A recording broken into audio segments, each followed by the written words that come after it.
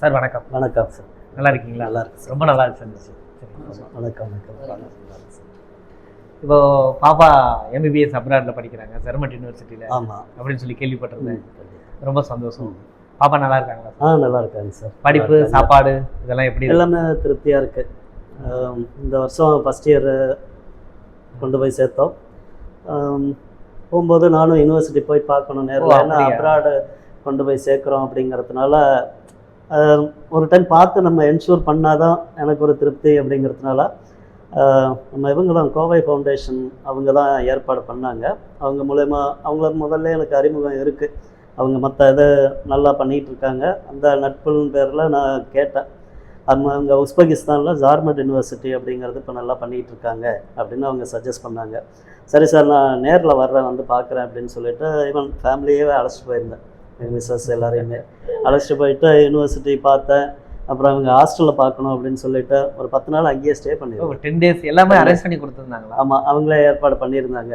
போயிட்டு யூனிவர்சிட்டியில் போய் நான் வந்து இங்கே எஜுகேஷன் ஃபீல்டில் இருக்கிறதுனால நான் மெயினாக அங்கே என்ன கரிக்குலம், அது டீச்சிங் லேர்னிங் ப்ராசஸ் எப்படி இருக்குது, லெபார்ட்டரி ஃபெசிலிட்டி எப்படி இருக்குது அப்படிங்கிறத அதிகமாக ஃபோக்கஸ் பண்ணேன்.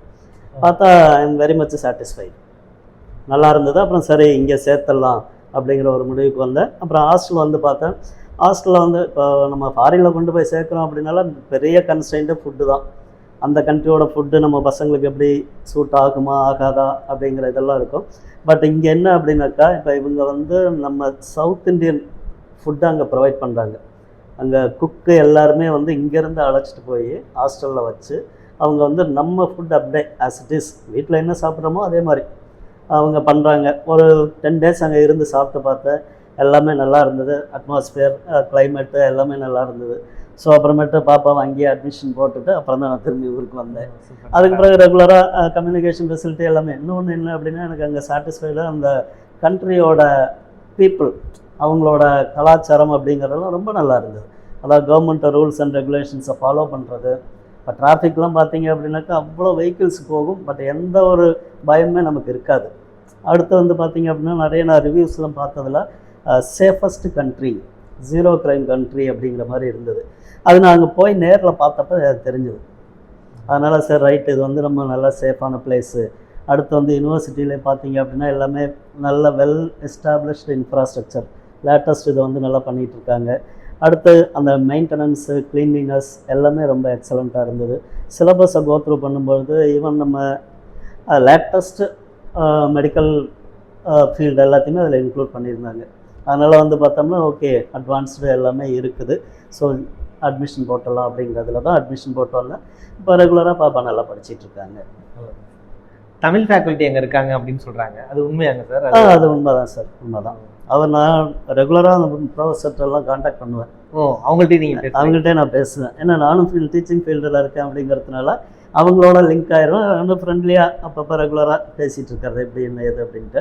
நம்ம இங்கேருந்து தமிழ்நாட்டிலேருந்தே போன ஃபேக்கல்ட்டி மெம்பர்ஸ் தான். அது வந்து நல்லா பண்ணுறாங்க, பரவாயில்ல. அவங்க சிலபஸ்ஸு மற்ற இது எல்லாமே டீச்சிங். அடுத்து வந்து ஸ்டூடெண்ட்ஸை வந்து டெவலப் பண்ணுறதுக்கு நிறைய செமினார்ஸு இதெல்லாம் கொடுக்குறாங்க. டாக்டர் வந்து நிறைய செமினார், ஆல்மோஸ்ட் ஒரு மந்த்லி 2 or 3 செமினார்ஸ் எடுத்து ப்ரெசென்ட் பண்ணுறாப்புல. இப்போ அந்த மெடிக்கல் ஃபீல்டு டெர்மினாலஜிலாம் வெல்வாஸ்டாக ஃப்ளூயண்ட்டாக பேச முடியுது பாப்பாவால். இப்போ 12ஆம் வகுப்பு படித்து முடித்த மாணவருக்கு எம்பிபிஎஸ் படிக்கணும்னு ஆர்வம் இருக்குது. ஒன்று அவன் ஒரு இடத்துல தடையாவாங்க, பொருளாதார ரீதியாக தடையாவாங்க. அடுத்தது மதிப்பெண் ரீதியாக தடை ஏற்படும். ஸோ இந்த மாதிரி வந்து தடை ஏற்படக்கூடிய மாணவருக்கு இது ஒரு நல்ல வாய்ப்பாக இருக்குமா? அவங்களுக்கு நீங்கள் என்ன சொல்ல வரீங்க? இல்லை, இது கண்டிப்பாக நல்ல வாய்ப்பு. அதாவது அவங்களால இங்கே நம்ம தமிழ்நாட்டிலே இந்தியாவிலேயோ அட்மிஷன் கிடைக்கல அப்படிங்கும்போது அவங்க டீம்டு யூனிவர்சிட்டி அந்த மாதிரி இதுக்கு போகிறாங்க. அடுத்து இங்கே பார்த்தீங்க அப்படின்னா நிறைய டீம்டு யூனிவர்சிட்டியில் ஃபெசிலிட்டி இல்லை. சரி, சில கம்ப்ளைண்ட்ஸ்லாம் வந்துகிட்ருக்கு, அது எல்லாருக்குமே தெரியும். பட் இந்த மாதிரி யூனிவர்சிட்டியில் வந்து பார்த்திங்க அப்படின்னா இங்கே ஆகிற செலவோட கம்மியாக தான் ஆகுது. ஸோ அப்போ வந்து பார்த்திங்க அப்படின்னா இன்னொன்று அங்கே கரிக்குலம், சிலபஸ் எல்லாமே நல்லா இருக்குது. அதனால் இது வந்து ஒரு நல்ல ஆப்ஷன். இங்கே முடியல அப்படிங்கிறவங்க தைரியமாக வந்து அப்ராடில் எம்பிபிஎஸ் சூஸ் பண்ணலாம். பட் என்ன அப்படின்னா அங்கே வந்து ரெகுலராக படிச்சுட்டு திருப்பி அந்த ஏதாவது இந்த எக்ஸிட் எக்ஸாம் அது மாதிரி இருந்ததுன்னா இது பண்ணலாம். பட் இங்கே ஜார்மட் யூனிவர்சிட்டியில் அந்த எக்ஸிட் எக்ஸாமுக்கு ப்ரிப்பரேஷன் ரெகுலராக ஃபஸ்ட் இயர்லேருந்து கொடுக்குறாங்க. அவங்க எக்ஸாம் பேட்டர்னுமே பார்த்தீங்க அப்படின்னாக்கா எம்சிக்யூ டைப்பில் இன்க்ளூட் பண்ணியிருக்கிறாங்க. ஸோ இப்போ இங்கே வந்து அவங்களுக்கு அந்த எக்ஸிட் எக்ஸாமுக்கு வந்து பார்த்தீங்கன்னா எம்சிக்யூ பேட்டர்னில் இருக்கும். அதை இப்போ இருந்தே செமஸ்டர் 1லேருந்தே அவங்க வந்து எம்சிக்யூ பேட்டர்ன்லையும் ப்ரிப்பேர் பண்ணுறதுனால இந்த எக்ஸிட் எக்ஸாம் அப்படிங்கிறது ஒரு பெரிய கஷ்டமாக தெரியாது. நம்ம கேம்பஸில் பாப்பா ஃபர்ஸ்ட் மார்க் அப்படின்னு சொல்லி சொன்னாங்க. ஆமாம், அது உண்மையிலே அது ரொம்ப பெருமையான விஷயம்தான். நல்லா சின்சியராக படிப்பாப்புல. அங்கே போயிட்டோம், அதாவது என்ன அப்படின்னா அதை நான் சொல்லியிருந்தது அதுதான், அன்னன்னைக்கு என்ன நடத்துகிறாங்களோ அதை அன்னைக்கு படிச்சிருங்க அப்படின்னு சொல்லுவேன். டெய்லி அது வந்து ஒரு ரெகுலர் ஹேபிட் ஆயிடுச்சு. அப்போ என்ன அப்படின்னா நம்ம எந்த விதமான கஷ்டமும் இல்லாமல் அதை ஒரு ரெகுலர் ஹேபிட்டாக அன்றைக்கி என்ன நடத்துகிறாங்க, ஓகே கோத்ரூ பண்ணோம், எக்ஸாமுக்கு முதல் நாள் கொஞ்சம் கான்சன்ட்ரேட் பண்ணி படித்தோம் அப்படின்னா அப்படி தான் பண்ணுவாப்புல. அது வந்து இப்போ யூனிவர்சிட்டியில் நம்பர் 1 அப்படின்னு வந்தது ரொம்ப பெருமையாக இருக்குது.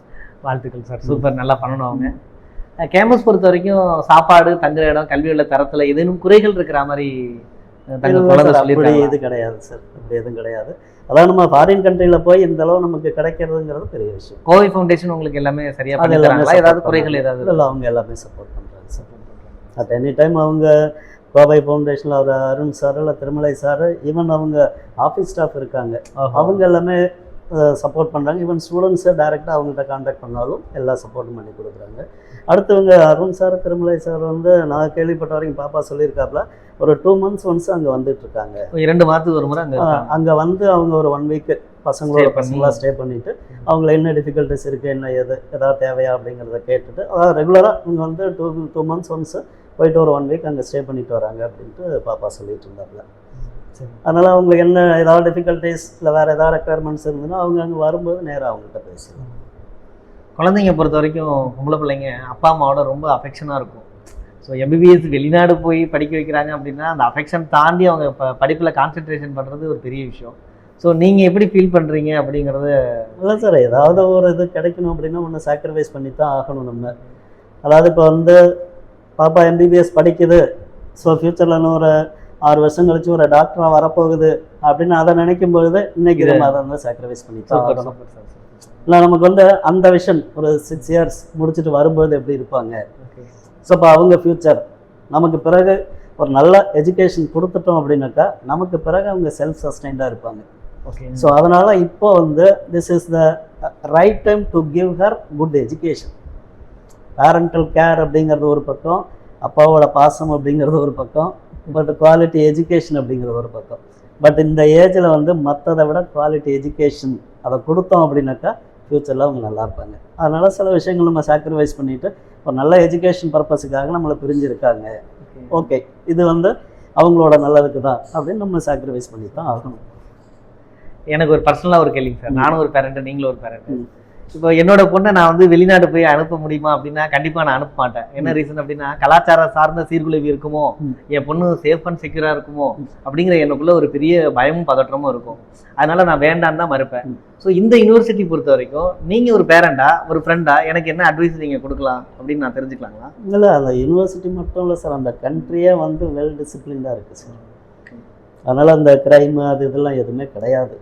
ஸோ கண்ட்ரியில் எப்படி இருக்கோ அதே யூனிவர்சிட்டிலையும் இருக்குது. அதனால நாடு எப்படியோ அதே மாதிரி வந்து அந்த பல்கலைக்கழகம் இருக்கு, எல்லாமே இருக்குது. அதனால அது வந்து ஒரு நல்ல வாய்ப்பு, பயன்படுத்தி படிச்சுட்டு வரலாம். நல்லது. நம்ம அதாவது சேஃபஸ்ட் கண்ட்ரி நம்ம இருக்கு, தைரியமா அனுப்பலாம். கலாச்சாரம் சார்ந்த சீர்குலைவு என்பது இல்லை, பயப்படாம அனுப்பலாம். பாதுகாப்புக்கு நம்ம கோவை ஃபவுண்டேஷன் எப்போதுமே இருக்கிறாங்க, அவங்க சப்போர்ட் இருக்காங்க. அது தேவையில்லை, ஏன்னா அந்த கண்ட்ரி பீப்புளை இங்கே நம்ம பசங்களே இப்போ அங்கே போய் பார்த்துட்டு அங்கே எல்லாம் அவ்வளோ வெல் டிசிப்ளின்டாக இருக்காங்க, ஏன் இங்கே அப்படி இருக்க மாட்டேங்கிறாங்கங்கிற அளவுக்கு. இல்லை, நானும் போயிருந்தேன், அது ஒரு நல்ல அனுபவமாக இருந்தது எனக்கு. வித்தியாசமான ஒரு கோணத்தில் வந்து அதை பார்த்தேன், இப்படி ஒரு விஷயம்லாம் இருக்கா அப்படின்னு. நல்லா இருந்துச்சுங்க சார். இப்போ உங்களை அறிமுகமே நம்ம கடைசியில் தான் நம்ம பண்ணுறோம். இப்போ உங்களை பற்றி ஒரு நிமிடம் அறிமுகப்படுத்துங்க. ஏன்னா இந்த ஏரியாவில் யாரை சொன்னாலும் உங்களை தெரியும். ஸோ அந்த மாதிரி ஒரு பெரிய ஒரு பேனர் பின்னாடி இருக்கிறீங்க, இருந்தாலும் அதை நீங்களா சொன்னீங்கன்னா நான் ரொம்ப சந்தோஷப்படுவேன். இல்லை, நான் வந்து இந்த எஜுகேஷன் ஃபீல்டில் தான் இருக்கிறேன். நான் கடந்த ஒரு 30 வருஷமாக அந்த எஜுகேஷன் ஃபீல்டில் இருக்கிறேன். ஒரு 15 வருஷமாக ஈரோடு கோயம்புத்தூர் சர்க்கிளில் இருந்தேன். இப்போ வந்து அடுத்த ஒரு 15 வருஷமாக நம்ம கும்பகோணத்தில் ஒரு பிரபல பொறியியல் கல்லூரியில் முதல்வராக இருக்கிறேன். இப்போ பிரபலன்னு சொல்லும் போதே நீங்கள் அரசு பொறியியல் கல்லூரின்னு சொன்னால் அது எல்லாருக்குமே தெரியும். அதையும் நீங்கள் கூடுதலாக சொல்லணும்னு நான் எதிர்பார்க்குறேன். இருந்தாலும் நான் உங்களுக்காக சொல்லிடுறேன் சார். ரொம்ப நன்றிங்க சார், உங்கள்கிட்ட நிறைய கேள்விகள் கலந்துக்கிட்டோம். இந்த அனுபவம் வந்து எல்லா மாணவர்களுக்கும் எல்லா பெற்றோர்களுக்கும் மிகவும் அவசியமாக இருக்கும்னு நான் நம்புகிறேன். இந்த வாய்ப்பை நீங்க ஏற்படுத்தி கொடுத்ததுக்கு ரொம்ப நன்றி. எங்கள்கிட்ட இவ்வளவு நேரம் செலவிட்டதுக்கு ரொம்ப நன்றி. நன்றி. தேங்க்ஸ்.